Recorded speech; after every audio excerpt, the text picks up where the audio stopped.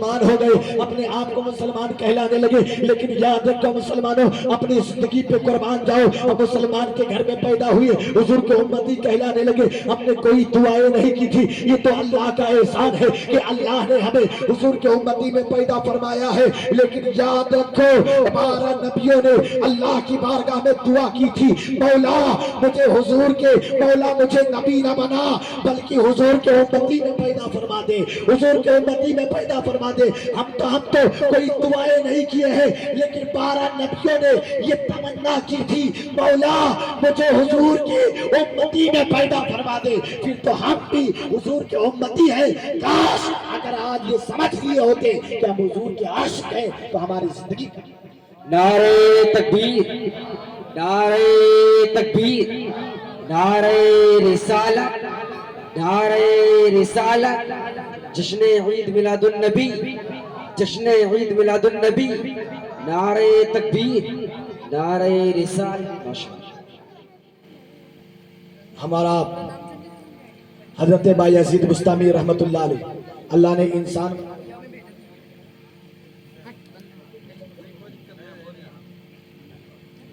حضرت بایزید بستامی رحمت اللہ علیہ جو کہ آپ بستام کے رہنے والے ہیں، اللہ کے اتنے بڑے ولی، اتنے بڑے ولی حضرت بایزید بستامی فرماتے ہیں کہ جب میں اپنے کمرے سے نکلتا، اپنے حجرے سے نکلتا، سامنے ایک کتا بیٹھا رہتا، جب وہ کتا مجھے دیکھتا، دیکھنے کے بعد وہ کتا بھونکنے لگتا، وہ کتا رونے لگتا، جب کتا روتا حضرت بایزید بستامی فرماتے ہیں میں اپنے حجرے کے اندر چلا جاتا، 1 دن 2 دن 3 دن 4 دن 5 دن حضرت بایزید بستامی نکلنے کے بعد جب وہ کتا دیکھتا، دیکھنے کے بعد جب وہ کتا رونے لگتا، وہ کتا بھونکنے لگتا، حضرت بایزید بستامی پھر اپنے گھر کے اندر، پھر اپنے کمرے کے اندر، پھر اپنے حجرے کے اندر چلے جاتے۔ تقریباً 3 مہینے کا عرصہ گزر چکا۔ حضرت بایزید سے ایک دن ان کے مرید نے کہا حضور جب آپ نکلتے ہیں یہ کتا آپ کو دیکھ کے رونے لگتا ہے، یہ کتا دیکھ کے آپ کو بھونکنے لگتا ہے، یہ کتا آپ سے کیا کہتا ہے؟ آپ تو اللہ کے بہت بڑے ولی ہے نا، بتائیے یہ کتا آپ کو دیکھ کے کیا کہتا ہے؟ حضرت بایزید بستامی فرماتے ہیں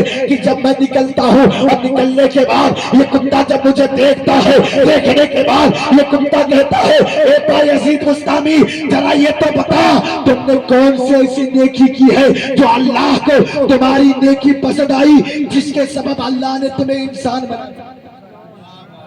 کیا بات ہے، اللہ نے تمہیں انسان بنا دیا، اور میں نے کون سا ایسا گناہ کیا ہے جس کے سبب اللہ نے مجھے کتا بنا دیا؟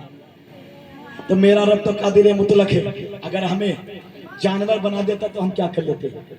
میرا رب مجھے کتا بلی مچھر چوہا بنا دیتا تو ہم کیا کر لیتے؟ یہ تو اللہ کا احسان ہے کہ اللہ نے ہمیں اشرف المخلوقات بنایا، تمام مخلوقات میں سب سے اشرف بنایا، سب سے اعلیٰ بنایا، سب سے بردر، سب سے بہتر بنایا، تو کم سے کم ہم بہتر بن کے اپنی زندگی گزارے، بہتر بن کے اپنی زندگی گزارے۔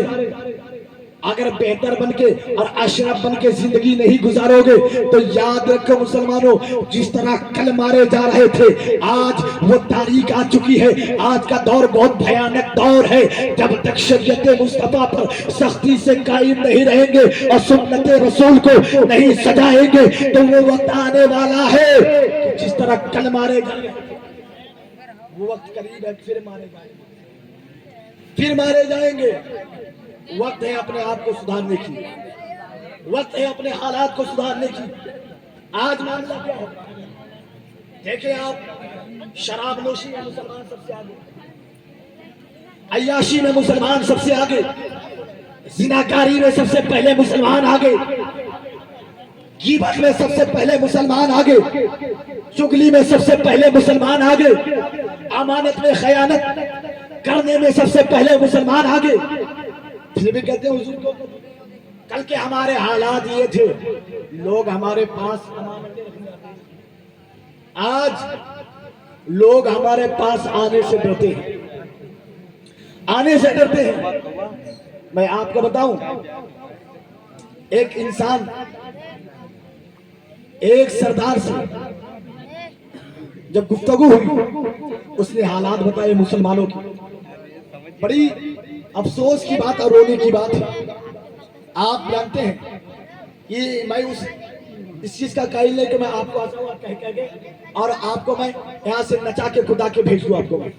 اس چیز کا میں قائل نہیں، 2 لوگ سنے یا 4 لوگ سنے اس پہ عمل کرے، میں اس چیز کا قائل ہوں۔ سنیے، اس سردار نے کہا تھا کہ مسلمانوں کے حالات اتنے بدتر ہو گئے، اتنے بدتر ہو گئے کہ مسلمان قوم سب سے زیادہ امانت میں خیانت کر رہی ہے۔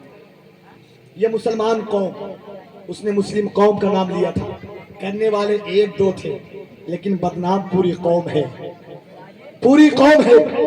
اس نے ایک زندہ مثال دیا تھا، اس نے کہا تھا ایک نوجوان یہاں سے کمانے کے لیے وہ امریکہ گیا، اور جانے کے بعد اس کی 4 بہن تھی، وہ کماتا گیا کماتا گیا کماتا گیا، اپنے گھر بار کو چھوڑ کر، اپنے ماں باپ کو چھوڑ کر، اپنی بہن کو چھوڑ کر، اور ایک لوتا بھائی تھا وہ کہ پردیس جاؤں گا، جانے کے بعد پیسے کماؤں گا، اور کمانے کے بعد اپنی میری جوان بیٹی ہے، جوان بہن ہے، ان کی میں شادی کروں گا۔ جب وہ گیا اور جانے کے بعد وہ تمام پیسے کو اپنے مالک کے پاس جمع کرتا رہا کہ جب میرے جانے کا وقت ہوگا تو پیسہ لوں گا اور جانے کے بعد میں چلا جاؤں گا، جب میرا وقت پورا ہو جائے گا میں اپنے وطن کو لوٹ جاؤں گا، میں اپنے گاؤں کو لوٹ جاؤں گا۔ جب دل میں خیال آیا پورا پیسہ دیتے دیتے دیتے دیتے ایک دن ایسا ہوا کہ جب تاریخ متعین ہو گئی کہ اب وقت قریب آ گیا ہے، مجھے جانا ہے، میں قریب پہنچا، اور پہنچنے کے بعد اس نے کہا کہ مجھے پیسے دے دو، اپنے مالک سے کہا مجھے پیسے دے دو۔ اس کے مالک نے کہا کیسا پیسہ، کہاں کا پیسہ، اب تمہیں پیسہ نہیں ملنے والا ہے، تمہیں پیسہ نہیں ملنے والا ہے۔ اس کے مالک نے اسے ڈانٹ دیا۔ وہ نوجوان جو اپنی بہن کی شادی کے لیے اپنے ملک کو چھوڑا تھا، اپنی بہن کو چھوڑا تھا، اپنے گھر کو چھوڑا تھا، امریکہ کے اندر تھا، جب اس نے یہ حالات دیکھے وہ روڈ کے کنارے سے جا رہا تھا، اچانک ایک سے ملاقات ہوئی۔